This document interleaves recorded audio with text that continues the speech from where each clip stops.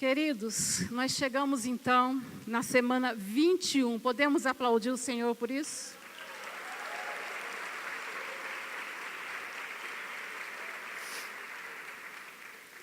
Então passamos pelas decisões: admitir, que foi a primeira, confiar, entregar, depender e obedecer. Eu decidi passar por todas as decisões e confessar e confessar. Você ainda não admitiu? Você ainda não admitiu? Você está ainda na primeira mensagem ainda? Tome a decisão hoje, confesse. Quando eu recebi minha mensagem, na sexta-feira, na mensagem 17, pela minha irmã, Liana, eu disse para ela: eu vou pensar, deixa eu pensar. Se fosse outrora, eu ia dizer não, mas eu falei: eu vou pensar. Era uma sexta-feira. Passou o sábado, e na madrugada de domingo para segunda-feira, eu fui acordada pelo Espírito Santo. E eu mandei mensagem imediatamente para a Liana, falando: sim, eu aceito. Cheguei nesse ministério com muitos algozes. Segundo o pastor Cláudio Duarte, a cabeça do homem é dividida por compartimentos, assuntos, cada um de uma vez. A cabeça da mulher é um emaranhado de fios. E eu tinha um algoz na minha vida. E o algoz da minha vida era aquele pobre homem, o meu marido. Mulheres, em nome de Jesus, deixa o seu pobre marido em paz. Em nome de Jesus. Glória a Deus, os homens dizem glória a Deus.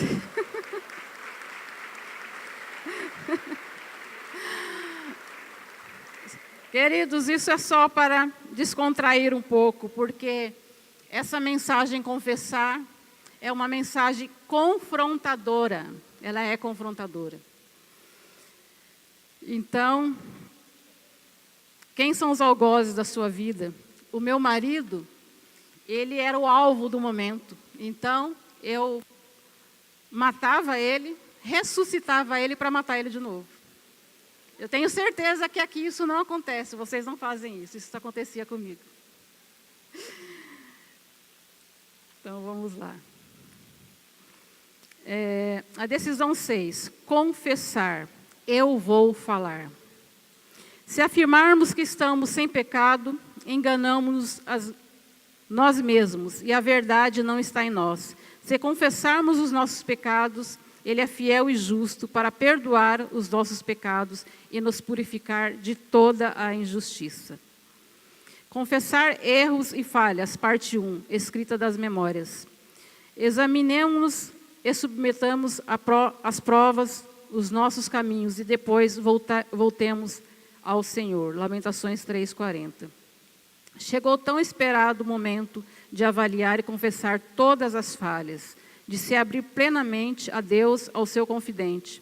Depois de 20 semanas, hoje você começará a ver como escrever suas memórias. Prepare-se para escrevê-las, colocá-las no papel e ajudar a organizar seus pensamentos, e se permitir ter lembranças que talvez tenham reprimido, bem como muitos presentes, colocando-as para fora, assim, abrindo espaço para a cura. A boa notícia: você não está sozinho, você não fará isso sozinho. Você poderá contar com a ajuda do seu confidente. Queridos, eu vou dar então uma dica para vocês. Quem aqui que vai fazer o rendição? Ou amanhã ou dia 10? Louvado seja o nome do Senhor. Queridos, uma dica que eu dou para vocês, isso é uma recomendação da Luzia, tá? Não é do ministério. No dia que vocês escolheram para fazer o rendição, venham preparados para uma cirurgia. Quando fazemos uma cirurgia, um corte, nós não marcamos um outro compromisso, né? Nós não vamos sair de uma cirurgia e ir para um casamento, por exemplo, né? Então, eu dou uma dica para vocês: reserve esse dia de escrita de memórias, porque todas as suas emoções serão expostas. Então, você ficará muito vulnerável, muito vulnerável. Então, reserve esse dia e se recupere depois da escrita das suas memórias. Eu não sei qual a profundidade, a intensidade das dores que você vai escrever nas suas memórias. Eu posso falar por mim, as minhas memórias foram dores intensas, muito intensas, que com 7 anos eu pensei, pronto, eu vou morrer, eu não vou conseguir chegar aos 13, eu não vou conseguir chegar na minha vida adulta. Isso é porque eu não tratei meu casamento naquele ciclo, eu só fui tratar o meu casamento em 2016, porque neste programa eu aprendi viver um dia de cada vez. Então, viver um dia de cada vez era resolver relacionamentos por partes, sem pressa. Eu não cheguei nesse programa com pressa. A minha pressa era de cura, mas não era pressa de concluir algum circuito vida, não. Eu precisava desesperadamente de cura, de cura. Sonda-me, ó Deus, e conhece meu coração. Prova-me e conhece as minhas inquietações. Vê em minha conduta se há algo que te ofende e dirija-me pelo caminho eterno. Queridos, esse momento não foi temido por mim, muito pelo contrário, foi muito esperado. No primeiro dia que eu cheguei no programa, no mês de março, eu ansiava pela escrita das minhas memórias. Porque eu precisava, eu tinha necessidade de colocar todas as minhas dores para fora. E, finalmente, eu tinha encontrado um lugar onde eu podia fazer isso, que era este ambiente, um ambiente seguro, um ambiente onde eu não ia ser excluída, eu ia ser julgada, eu ia ser condenada, alguém ia tentar me consertar, mas apenas me ouvir. Então, eu cheguei decidida. Eu sei que existem muitos que, quando chega na escrita das memórias, desistem do ciclo, que essa pessoa não seja você, que você seja um corajoso e vá até o final para receber a tua cura, não uma medalha, não um bottom, mas a tua cura na 30ª semana, pelo menos uma boa porção da tua cura. Porque em 30 semanas você não vai receber a cura de uma vida inteira, de 50 anos, de 60 anos, mas uma boa porção de cura, pelo menos sabendo quem é você e quais são as suas limitações, eu tenho certeza que você vai conseguir chegar nas 30 semanas. As dores distorcem a realidade. O que eu percebi? A Luzia curada e a Luzia ferida. A Luzia ferida recebia informação de uma forma, a Luzia curada de outra forma. Então, a Luzia ferida era baseada em emoções. Então, todas as minhas decisões em relacionamentos, em qualquer decisão, era baseada nas minhas feridas, nas minhas dores. Então, era tiro no pé o tempo todo. Então, a partir do momento que a Luzia curada, que Deus ele curou, foi curando as minhas feridas, as minhas decisões começaram a ser mais assertivas, sem a ansiedade, sem a codependência, já não era mais a minha companheira. Então, vamos lá. Decida quebrar o silêncio do que te aprisiona, deixa Jesus visitar o seu passado. Sabemos, então, que a Trindade na família representa, o pai representa o pai biológico, a mãe, o Espírito Santo e Jesus, os irmãos. Então, imagina eu tinha um rompimento com meu pai, eu tinha um abismo com a minha mãe, então, existe um abismo entre eu e minha mãe. Então, o que acontece? Qual é a recomendação que eu dou para você? Eu ouço muitas pessoas falando, quando você for escrever as suas memórias, você deixa o Espírito Santo falar com você. De repente, o seu caso é parecido comigo. Eu tinha problema com a minha mãe. Então, se eu tinha problema com a minha mãe, eu não conseguia ouvir o Espírito Santo. Todo mundo ouvia o Espírito Santo, eu não conseguia ouvir o Espírito Santo. Então, se você está como eu, que eu não conseguia ouvir o Espírito Santo, por conta do abismo que ainda existia entre eu e minha mãe, precisava de cura ainda nessa área, escreva tudo que você lembrar. Faça uma varredura nas suas memórias, porque você vai encontrar pontos cegos na tua história que passou despercebido, que parecia que estava tudo certo, que estava tudo bem. Eu, por exemplo, tinha lutos de 20 anos que eu achava que estava resolvido, estava zerado. Enquanto eu estava escrevendo, estava tudo bem, mas quando eu fui ler essas memórias, eu não imaginava que tinha tanta dor naquele luto de 20 anos que estava guardado dentro de mim. Então, a recomendação que eu te dou, escreva suas memórias sem reserva, não tenha medo. Esse é um ambiente preparado. De repente, você esperou, como eu, a sua vida inteira para ter essa oportunidade de colocar para fora aquele segredo que você nunca contou para ninguém. Sabe aquele segredo que você jurou que você vai levar para o seu túmulo? Pois é isso que está te aprisionando. Seja livre em nome de Jesus. Seja livre, deixa o Espírito Santo. Você não vai estar sozinho, vai ser o Espírito Santo que vai te conduzir nisso. Você não está sozinho, você não vai visitar o seu passado sozinho. Porque nós não temos condições emocionais, espirituais, de visitar o nosso passado sozinho. Então deixa o Espírito Santo fazer isso junto com você. Ele vai te guiar até lá. Você já identificou, então, até hoje, na 21ª semana, as suas áreas de recuperação. Como avançou até aqui? Você tem conseguido fugir dos ambientes que te levam à queda das suas áreas de recuperação? Por exemplo, uma pessoa que tem a sua área de recuperação a dependência química do álcool. Quais ambientes você tem frequentado e você tem evitado frequentar para que você não caia nas suas áreas de recuperação? Por exemplo, a pornografia. O que você tem evitado? Você descobriu quais são os gatilhos que te levam à pornografia, à sua queda na dependência química? Você descobriu os bloqueadores, suas áreas de compensação? Hoje, na 21ª semana, fuja desses ambientes. Ao escrever suas memórias, você perceberá algumas pendências por causa de situações que esqueceu ou deixou para lá. E outras que Deus mostrará durante a escrita das memórias. Mais tarde, você poderá trabalhar nisso. Enquanto escreve, você experimentará a ação do amor de Deus, que é capaz de através de suas lembranças, trazer cura, mostrar o que você precisa acertar. Creia que Ele está realizando algo novo e melhor em você, a partir de você. Como escrevo minhas memórias? Para facilitar a escrita de suas memórias, preparamos algumas perguntas que tratam dos assuntos mais importantes e comuns. Não se limite apenas em responder as perguntas. Por exemplo, sim, não. Isso não é escrever as memórias. As perguntas é um direcionamento, é algo que vai te direcionar. Foi tão impressionante que eu dei uma lida nas perguntas que tinha no questionário, e eu tinha tantas coisas envolvidas, que eu vim de uma família tão disfuncional, que aquelas perguntas se encaixavam perfeitamente na minha história. Então, sem mesmo eu assim, me atentar às perguntas, eu já tinha respondido muitas daquelas perguntas nas minhas memórias.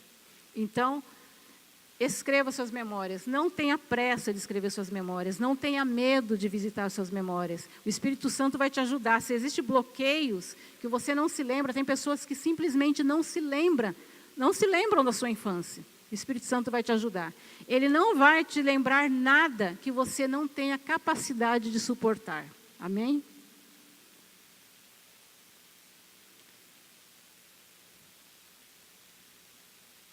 O Espírito Santo está agindo na sua mente e coração para este tempo efetivo ao extremo para a sua libertação. Quando for responder as perguntas, faça de maneira que a resposta de uma das perguntas seja ato contínuo para a pergunta seguinte, formando assim um só relato, uma só história. A sua história de vida, ou seja, a pergunta só serve de guia para você ir escrevendo o seu texto como de todo um inteiro. Outro ponto muito importante é mencionar a cada resposta alguns fatores importantes citados abaixo. Esses fatores farão todo sentido na investigação de suas memórias. Mas o mais importante de todo o processo é você crescer no seu relacionamento com Deus, consigo e com os outros. Livrem-se de toda a amargura, indignação, ira, gritaria e calúnia, bem como de toda a maldade. Vença o medo. Quem tem medo não fala a verdade. O medo, ele nos paralisa. Tem algo que eu compartilhei com meus filhos de célula ontem, eu gostaria de compartilhar com vocês. Por muito tempo, eu tive uma muleta chamada o Tempo de Deus. De repente, você usa essa muleta também. Eu precisava liberar perdão para algumas pessoas, eu precisava fazer reparação para algumas pessoas, mas eu falava, no tempo de Deus vai acontecer. Mas, na verdade, era uma mentira, era uma fuga, era um escape. Tempo de Deus. Eu dei o exemplo. No deserto, o povo deveria passar pelo deserto 11 dias, era o tempo de Deus. Mas por causa da murmuração e desobediência, eles ficaram 40 anos. Então, eu entendi que eu fiz isso por muitas áreas da minha vida. E duas das áreas que eu realmente fiquei com essa muleta, foi no meu casamento, porque depois da reparação, eu me vi então, e agora? O que eu faço com essa informação? Porque eu já estava no programa, eu já tinha avançado no meu processo de cura, e o que eu faço agora com essa reparação? Eu decidi fazer o que Jesus nos ensinou, perdoa 70 vezes 7. Foi difícil. Aí tem pessoas que falam assim, Luzia, mas para eu perdoar, eu preciso conviver com a pessoa? Aí eu falo para você, sim. Como é que você vai saber se você perdoou, se você nunca mais vê a pessoa? E quando se trata do cônjuge, você não vai conviver com o seu cônjuge? Né? Então, meus queridos, perdão, praticar o perdão, você vai só saber se você realmente perdoou as pessoas, se você conviver com elas. E essa preocupação é de quem, lá no fundo, na verdade, está resistindo ao perdão. Então, que você seja imitador de Cristo, no sentido perdão. Então, vamos lá. Primeira informação a respeito das suas memórias. É importante que cada resposta tenha identificação da pessoa mencionada. Esforce-se para identificar cada pessoa envolvida em cada resposta dada. Exemplo, minha mãe. Segunda informação, o fato. Em suas respostas, você mencionará os fatos ocorridos. Acima, você identificou a pessoa e agora você identifica o fato. Em si, que pessoa cometeu. Importante isso estar bem identificado. Exemplo, minha mãe me batia quase todos os dias. Terceira informação, o efeito. Em cada resposta, decida-se, deve-se colocar o efeito que a pessoa gerou em você. Tente se lembrar de como você sentiu quando o fato aconteceu. Exemplo, minha mãe me batia quando quase todos os dias, isso me deixava com raiva dela. Quarta informação, o dano. Quando falar em danos, precisa avaliar quais dos seus instintos básicos foram agredidos. Social, você sofreu com relacionamentos destruídos, calúnias ou fofocas? Segurança, sua integridade física foi ameaçada? Você enfrentou perdas financeiras ou materiais? Sexual, você foi vítima de um relacionamento abusivo? A intimidade e confiança foram prejudicadas ou violadas? Exemplo, minha mãe me batia quase todos os dias e isso me deixava com muita raiva dela. Quando isso acontecia, eu ficava com marcas pelo corpo e sentia vergonha das pessoas. Quinta informação, a minha parte. Agora você precisa identificar honestamente a parcela de sua responsabilidade, seu ressentimento, sua mágoa ou qualquer outro pecado. Peça a Deus, mostre a sua contribuição num casamento ou relacionamento danificado ou quebrado, com um filho ou com um parente distante, ou talvez em um emprego perdido. Exemplo, minha mãe me batia quase todos os dias, isso me deixava com raiva dela. Quando isso acontecia, eu ficava com marcas pelo corpo e sentia vergonha das pessoas. Sei que na maioria das vezes, meu comportamento era de um menino mimado e para chamar a atenção de todos. Eu não tinha cuidado com as coisas e às vezes quebrava coisas de propósito.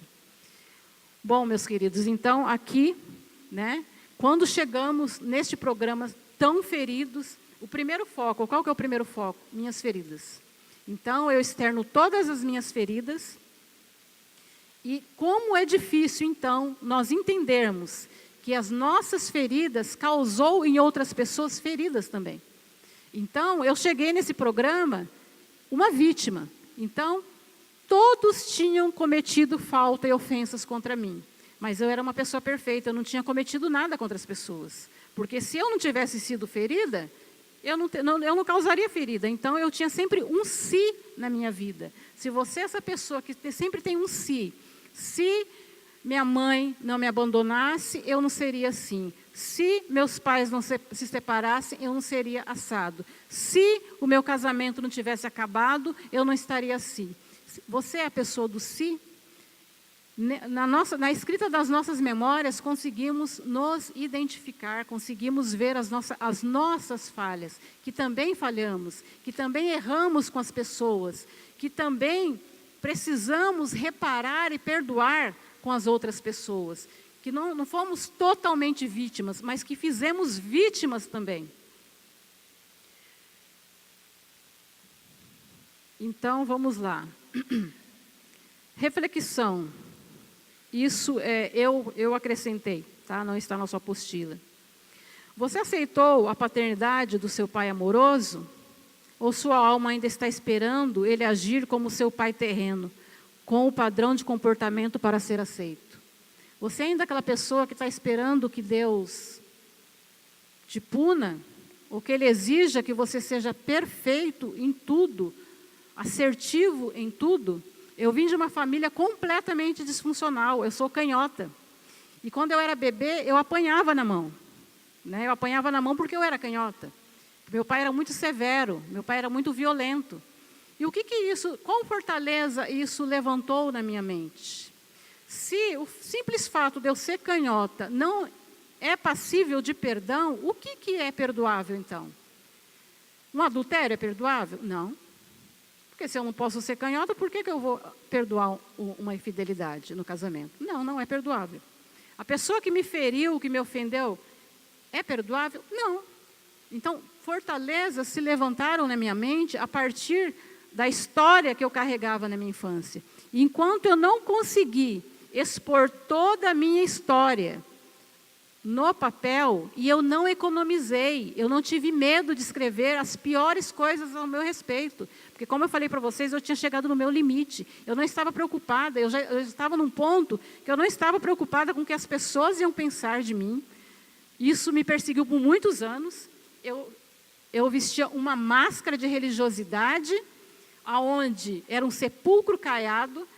Por fora, eu e meu marido éramos o casal 20, mas por dentro, debaixo do mesmo teto, só Deus sabia qual era o nosso relacionamento. Um relacionamento frio, distante e destrutivo. Vivemos um casamento, num relacionamento destrutivo debaixo do mesmo teto.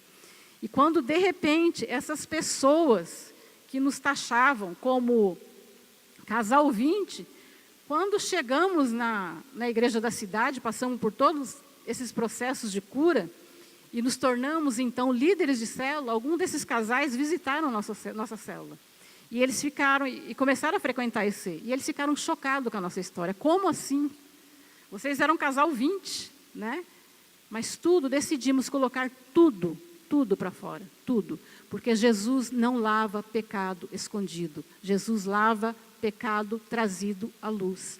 Então, meus queridos, mais tempo, menos tempo, você pode ter 60, 70, 80 anos que você está com pecado escondido. Um dia ele vai ser apregoado no telhado, como diz a palavra de Deus. Então, aproveita essa oportunidade deste programa, um ambiente seguro para você confessar os seus pecados, os pecados cometidos contra você, coloque para fora. Em nome de Jesus, seja livre para viver aquilo que Jesus tem para o seu casamento, que Ele tem para viver na sua história, através de você. Eu não conseguiria, se não fosse através da minha história, casamentos não seriam restaurados, se o meu não tivesse sido restaurado. Se eu tivesse dito sim para o divórcio, porque eu tinha essa fortaleza na minha mente, eu estava decidida. Quando eu cheguei nessa igreja, eu estava decidida pelo divórcio. E se eu tivesse decidido, hoje eu não estaria cuidando de casais e encorajando, dizendo, é possível, há solução, pode ser consertado. Quebrou, conserta, não desista do seu casamento, não desista dos relacionamentos, não desista dos seus familiares, daqueles que desistiram de você, seus pais, os seus irmãos, aqueles relacionamentos rompidos por N situações, não desista dos seus relacionamentos, em nome de Jesus, porque o nosso Deus é um Deus de relacionamento. Outra reflexão que eu coloquei aqui, órfão busca religião, o filho busca o pai. Órfão espera punição, o filho espera misericórdia. Órfão não aceita o perdão, filho aceita a graça. A mensagem da cruz é arrependei-vos, aceite a graça de Jesus sobre a sua vida. Queridos, eu tinha dificuldade de aceitar a graça de Jesus, porque eu estava esperando de Jesus, de Deus, do Espírito Santo, o que eu recebi na minha casa. Punição o tempo todo. Qualquer pensamento, qualquer expressão, qualquer sentimento, qualquer emoção era passível de punição, de correção. Eu não sabia, eu era uma criança que eu não sabia que hora que eu estava acertando. Para mim, eu só errava. E isso me fez me tornar uma pessoa o quê? Perfeccionista. Eu não posso errar. Não posso errar. Todo mundo erra, eu não erro.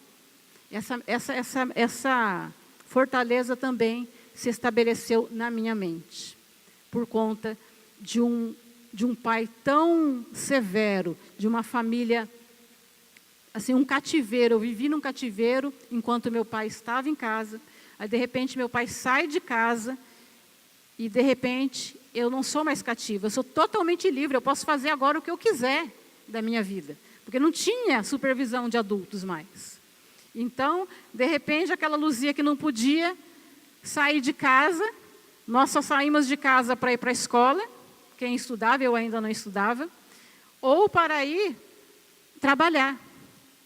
Nós vivíamos no cativeiro. E, de repente, meu pai saiu de casa e é liberado tudo. Então, de repente, os filhos podem fazer o que quiserem, trazer qualquer pessoa para dentro de casa e visitar a casa de qualquer pessoa. Então, o que eu fiz? Eu, Luzia, comecei a estabelecer regras. Ou eu estabelecia regras na minha vida, ou eu me perdia. Então, eu me coloquei dentro de uma bolha, onde eu estabeleci várias regras. Então, eu tinha 13 anos, mas parecia que eu tinha 80 anos, porque era uma adolescente do contra. Muitas responsabilidades sobre a minha vida, eu com 13 anos de idade, por não ter uma família estruturada. E isso, eu carreguei essa história para o meu casamento. E quando eu descobri, então, no meu processo de cura, que eu tinha levado essa carga para dentro do meu casamento, meu marido também tinha trazido a carga dele para dentro do casamento, e que, de repente, estávamos repetindo a história dos nossos pais, né? Aí veio aquele choque. Deus, e agora? O que eu faço com isso? O que eu faço com isso? Então, meus queridos, escreva tudo. Não deixe passar nada. Escreva sobre seus relacionamentos, aqueles mais dolorosos, aquele assunto mais doloroso que você nem consegue imaginar, pensar. Escreva sobre ele. Decida nessa 21ª, 22ª semana ser livre das suas dores. Não espere o próximo ciclo. Não desista agora. Você está indo para a fase final da escrita e leitura das suas memórias.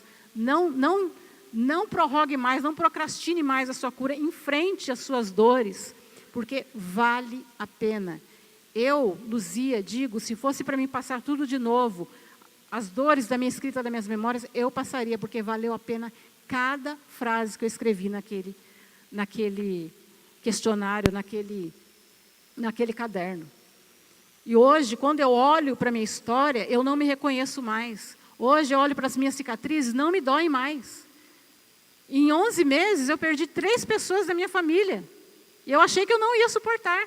Mas eu estou aqui, porque aquele que me amou primeiro tem me sustentado um dia de cada vez. E eu aprendi a viver um dia de cada vez neste ambiente. Amém?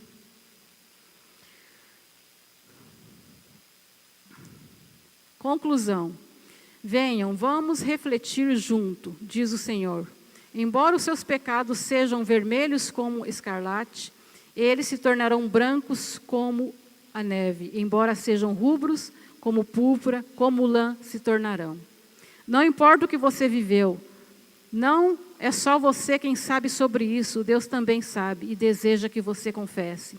Traga para a luz o que é necessário, só Ele é capaz de purificá-lo, mas é preciso você confesse, exponha a situação.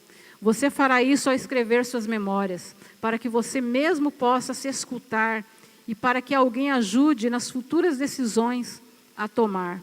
Qual o segredo que você ainda não contou para ninguém? Abra a caixa preta da sua alma, traz para a luz aquilo que está nas trevas.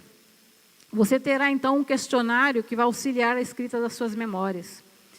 Esse questionário vai estar disponível no seu material do Encontro Rendição.